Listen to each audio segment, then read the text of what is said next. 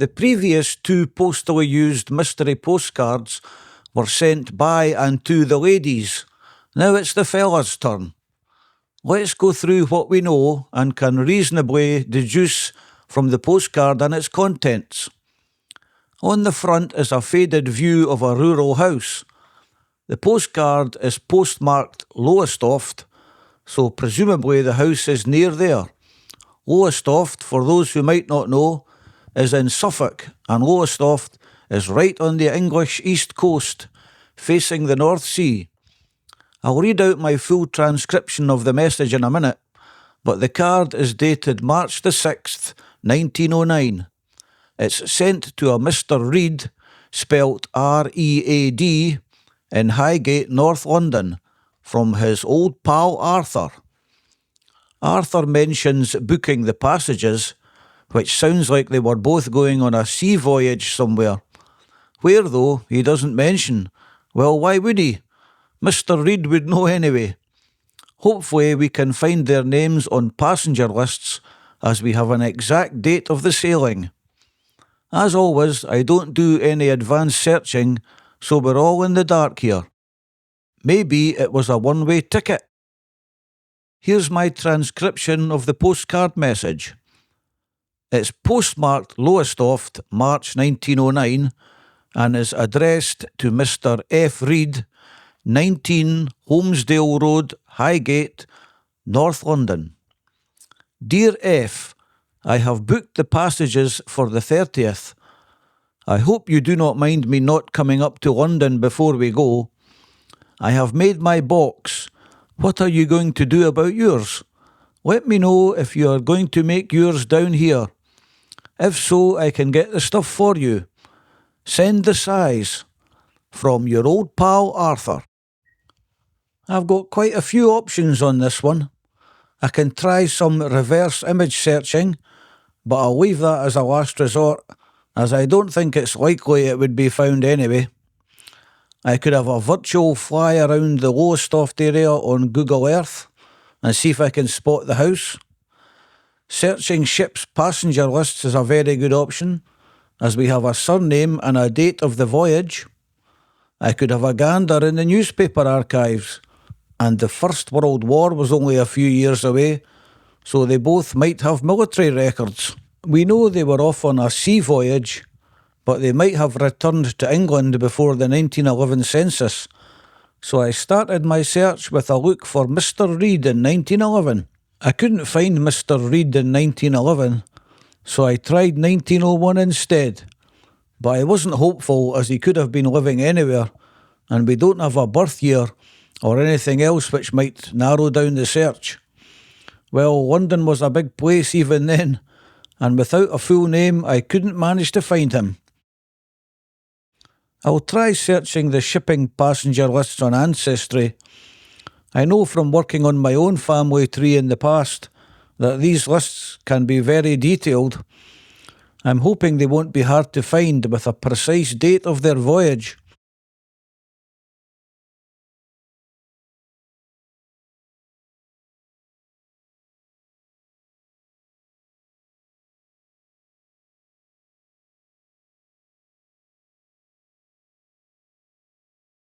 This has to be them, down at the bottom of this image. A.J. Ratcliffe must be Arthur. We now know F. Reed and A.J. Ratcliffe were both carpenters, and they sailed on the Caronia from Liverpool to New York on the 30th of March 1909, which matches with the postcard message exactly. Some of the people on this list have their full name written, but our two don't. Typical. A first name for Mr. Reed would have been great, and a massive help to find him in the records. It does sound like these two tradesmen were leaving England to start a new life in America, or maybe going on to Canada. Now we have a surname for Arthur, so I'll have a look to see if I can find him in the 1901 census. He'll likely be in Lowestoft.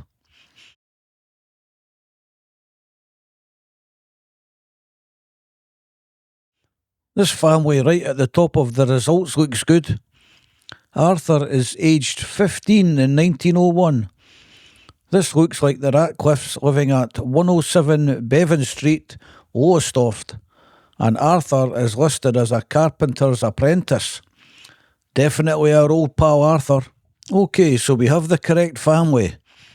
Now I can work back through the censuses mostly, find out where they were living over the years. See if we can find anything like the place on the front of the postcard. The house must surely mean something to Arthur. Otherwise, why send it as his postcard? 1891 and 1881, they were still at Bevan Street.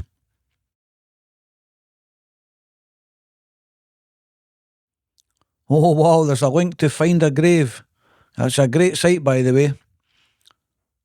Oh no, this is him. Arthur John Ratcliffe, carpenter, died aged just 30, buried in Lowestoft. I wonder what happened. I'll keep building out his family tree, see what we can find. He wasn't baptised until a few years after his birth. That's interesting. Son of Benjamin Ratcliffe and Emily Brown.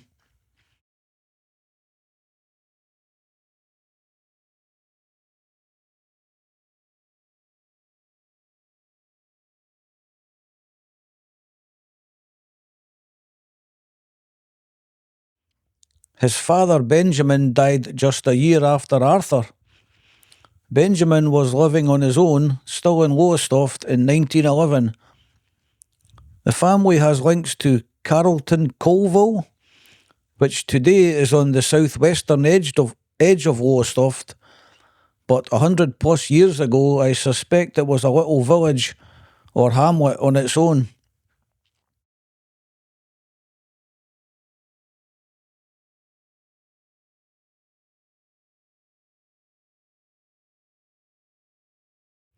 I discovered Arthur had a sister Alice and a brother George.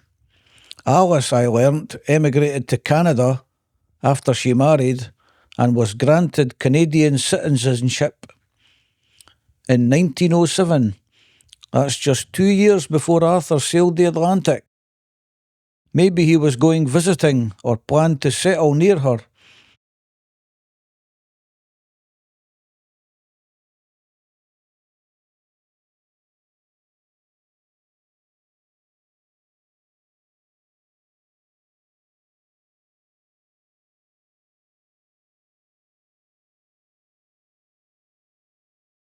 Arthur's father, Benjamin, left more than £1,000 in his will. That's equivalent of a tidy sum nowadays.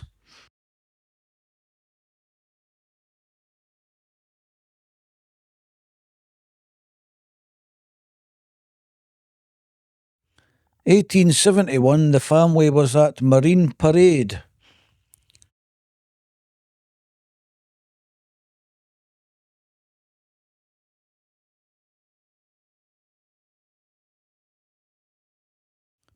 "10 years before that, they were living in Denmark Road.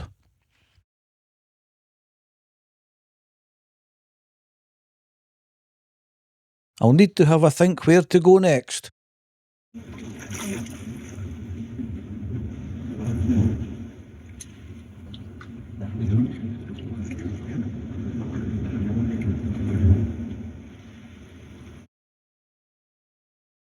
I did find a couple of possibly relevant newspaper articles. One bigging up Canada as the place to go for tradesmen, as there was plenty of work.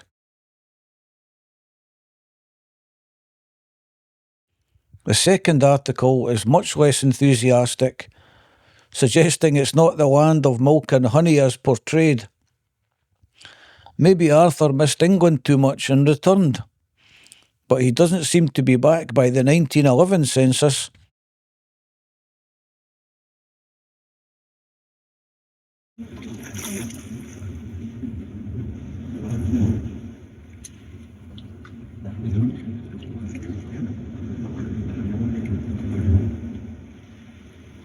Well, I'm now on day 6 of this mystery postcard, and to be honest, was on the brink of admitting defeat.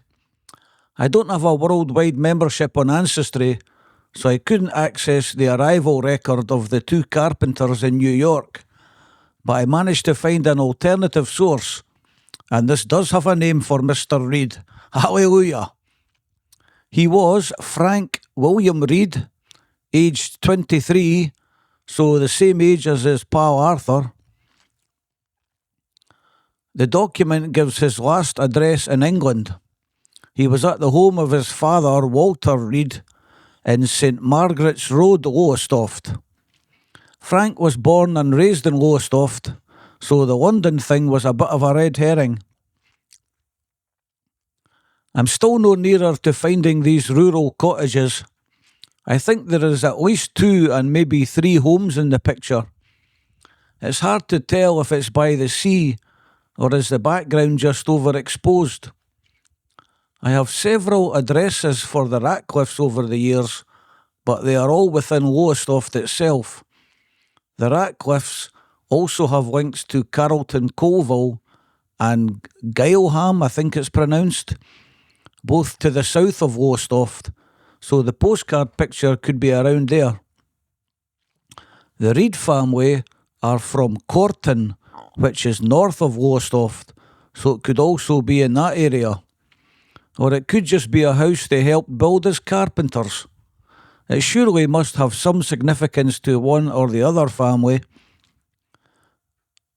Their joint North American adventure doesn't seem to have worked out, as Frank was back at the family home in Lowestoft by the 1911 census. Frank married in 1913 and lived out the rest of his life around the Aylesbury area until he died in 1963. He must have some descendants out there. Maybe this unidentified postcard location will be solved one day. I'll crop out the blank border and then I'll enhance the contrast and brightness, etc. of the image, and I'll give some reverse image search a try. I could do that right at the start, of course, but I think it's a much more interesting video if we try to find out the story behind the postcard.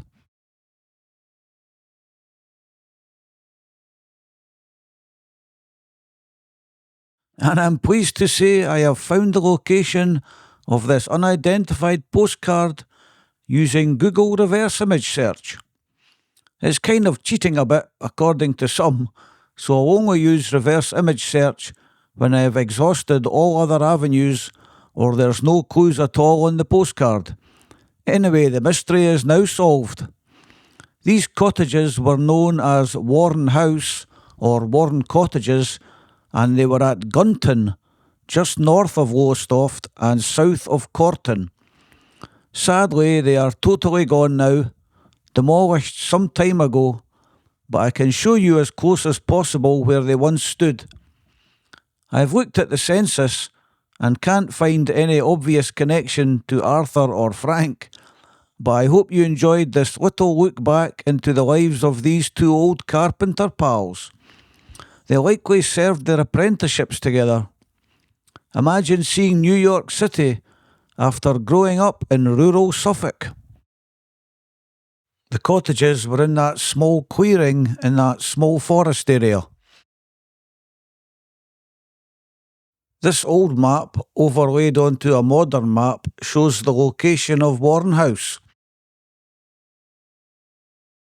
And if you want to look the location up on what 3 words, it's at dash mild cages.